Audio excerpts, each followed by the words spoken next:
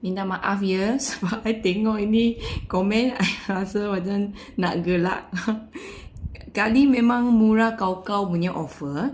Memang best lah bancuh dengan air sejuk macam minum kat kedai high class. Lagi kopi bagus lah. Exhaust belakang mesti keluar angin. Exhaust belakang. Lepas minum juga senang membuang air besar. Oh my god.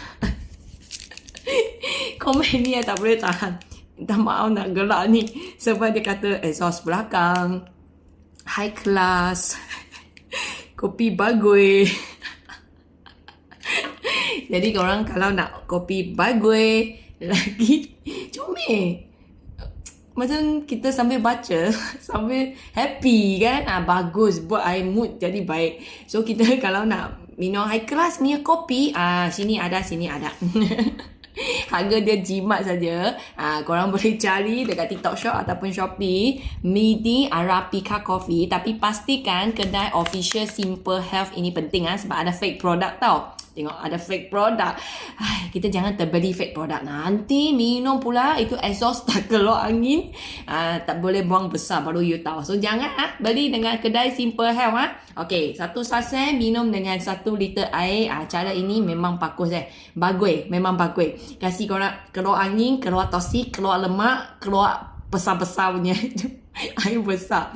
Okay, so cara minum kita biasa minum pagi lah sebab ni kopi kan. Tak ada tambahan gula, jangan takut. Tak ada tambahan perisa, pengawet, pewangi, pewarna, semua tak ada. Dia memang 100%. 100% means 100%.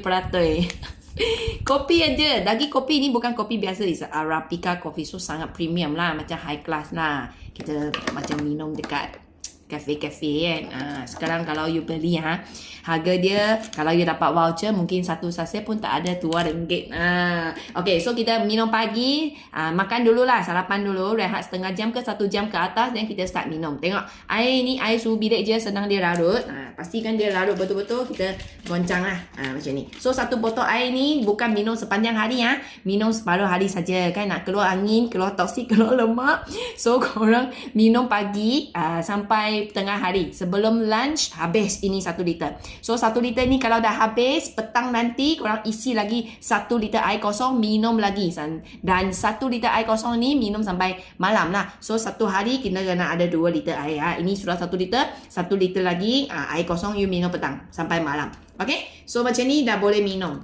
Dah sedia high class lah. Pahit manja walaupun pahit lah, tapi dia sedap. Okay.